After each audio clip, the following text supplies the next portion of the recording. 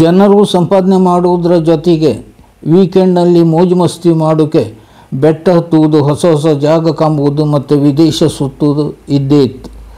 ಈಗಂತೂ ಕ್ರೂಸೆಸ್ ಯುಗ ಆರಂಭವಾಗಿದೆ. ಕ್ರೂಸೆಸ್ನಲ್ಲಿ ಕೂತು ಕಾಫಿ ಊಟ ಗೀಟ ಅಲ್ಲೇ ಮಾಡಿ ಬೇಕಾದಷ್ಟು ಕುಡಿದು ಹರಟೆ ಹೊಡೆಯುತ್ತಾ 1 ಗಂಟೆ ನದಿಯಲ್ಲಿ ಸುತ್ತಾಡಿ ಸುಂದರ ದೃಶ್ಯ ವೀಕ್ಷಿಸುವುದು ಈಗಂತೂ ಒಂದು ಟ್ರೆಂಡ್ ಆಗಿ ಹೋಯಿತು.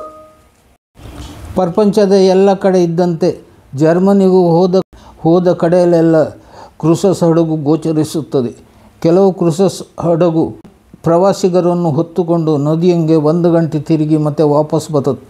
ಇನ್ನು ಕೆಲವು ಕ್ರೂಸರ್ ಹಡಗು 6-8 ದಿವಸ 16 ದೇಶವನ್ನು ಸುತ್ತಿ ಬರ್ತದೆ. 1950ರ ದಶಕದಲ್ಲಿ ಅಟ್ಲಾಂಟಿಕ್ ಸಾಗರ ದಾಟುವಿಕೆಯಲ್ಲಿ ವ್ಯವಸ್ಥೆ ಚೇಂಜ್ ಆಯಿತು. ಮೊದಲು ಹಡಗು ಪ್ರಯಾಣ ಇತ್ತು, ಕಡೆಗೆ ವಿಮಾನ ಹಾರಾಟ ಶುರು ಹಚ್ಕೊಂಡ್ರು. ಹೀಗಾಪತಿಗೆ ಹೊರ ದೇಶಕ್ಕೆ ಹೋಗೋರು ಹಡಗಂಗೆ ಹೋಗುವುದನ್ನು ಬಿಟ್ಟು ವಿಮಾನ ಹತ್ತಕ್ಕೆ ಶುರು ಮಾಡ್ರು. ಕತೆ ಹಿಂಗಾರ ಕೂಡಲೇ ಹಡಗಿನವರಿಗೆ ಮಂಡಿ ಬಿಸಿ ಹೆಚ್ಚಾಯಿತು. ಹಡಗನ್ನು ಬೆಲ್ಲ ಹಾಕೊಂಡು ನಕ್ಕುದ ಅಂತ ರಾತ್ರಿ ಇಡೀ ಯೋಚನೆ ಮಾಡಿ ಆನಂದ ಕೊಡುವ ಮೋಜಿನ ಪ್ರವಾಸ ನೀಡುವ ಹೊಸ ಐಡಿಯಾ ಮಾಡಿದರು. ಆಗ ಹೊತ್ತಿಗೆ ಕ್ರೂಸಸ್ ಚಾಲ್ತಿಗೆ ಬಂತು ಗಣಿ. ಹಡಗನ್ನು ಸ್ವಲ್ಪ ಚೇಂಜ್ ಮಾಡಿ ಚಂದ ಮಾಡಿ ಜನರನ್ನೆಲ್ಲ ಆಕರ್ಷಿಸುವ ದಾರಿ ಹುಡುಕಿದ್ರು. ಕ್ರೂಸಸ್ನ ಮೇಲೆ ಬಾಲ್ಕನಿ ಚಾಲುವಾಯಿತು.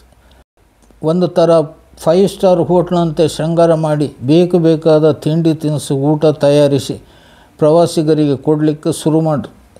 ಸಾಫ್ಟ್ ಡ್ರಿಂಕ್ಸ್ ಜೊತೆಗೆ ಹಾಟ್ ಡ್ರಿಂಕ್ಸ್ ಆರಂಭ ಆಯಿತು.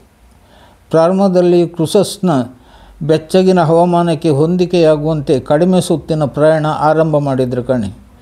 1970ರ ಸಮಯದಲ್ಲಿ ಪ್ರಿನ್ಸಸ್ ಕ್ರೂಸಸ್ ಅನ್ನು ಜನಪ್ರಿಯ TV ಕಾರ್ಯಕ್ರಮವಾಗಿ ಶುರು ಮಾಡಿದ ಮೇಲಂತೂ ಕ್ರೂಸಸ್ಗೆ ಬಪ್ಪರು ಸಂಖ್ಯೆ ಹೆಚ್ಚಾಯಿತು. ಕ್ರೂಸಸ್ ಮುಖ್ಯವಾಗಿ ರಜೆಯ ಪ್ರವಾಸಕ್ಕಾಗಿ ವ್ಯವಸ್ಥೆ ಮಾಡಿದ ದೊಡ್ಡ ಹಡಗಾಯಿತು ಕಾಣಿ.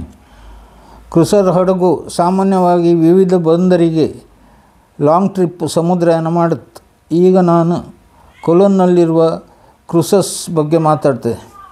ಕ್ರೂಸಸ್ನಲ್ಲಿ ಕೂತ್ಕೊಂಡು ನದಿಯಂಗೆ ನಗರವನ್ನು ಕಾಂಬೋಕ್ಕೆ ಭಾರಿ ಚಂದ. ವಿಶೇಷ ಅಂದರೆ ಕತ್ತಲಾಪತಿಗೆ ಕಾಥೆಡ್ರಲ್ ಹಸಿರು ವರ್ಣದಲ್ಲಿ ಪ್ರತ್ಯಕ್ಷವಾದಾಗ ವಿಚಿತ್ರ ವಿಶ್ವವೇ ಸೃಷ್ಟಿಯಾದಂತೆ ಭಾಸಾತ್ತು. ಕ್ಯಾಥೆಡ್ರಲ್ ಮತ್ತು ಜನುಮ ಜೋಡಿಯ ಬೀಗದ ಬ್ರಿಡ್ಜಿನ ನಡುವೆ ಒಂದು ಸುತ್ತು ಕ್ರೂಸಸ್ನಲ್ಲಿ ತಿರುಗಿದರೆ ತುಂಬ ಮಜಾ ಇರುತ್ತೆ. 1 ಗಂಟೆಗೆ 1800 ರೂಪಾಯಿಯಿಂದ 2400 ರೂಪಾಯಿವರೆಗೆ ಚಾರ್ಜ್ ಮಾಡ್ತಾರೆ ಅಷ್ಟೇ.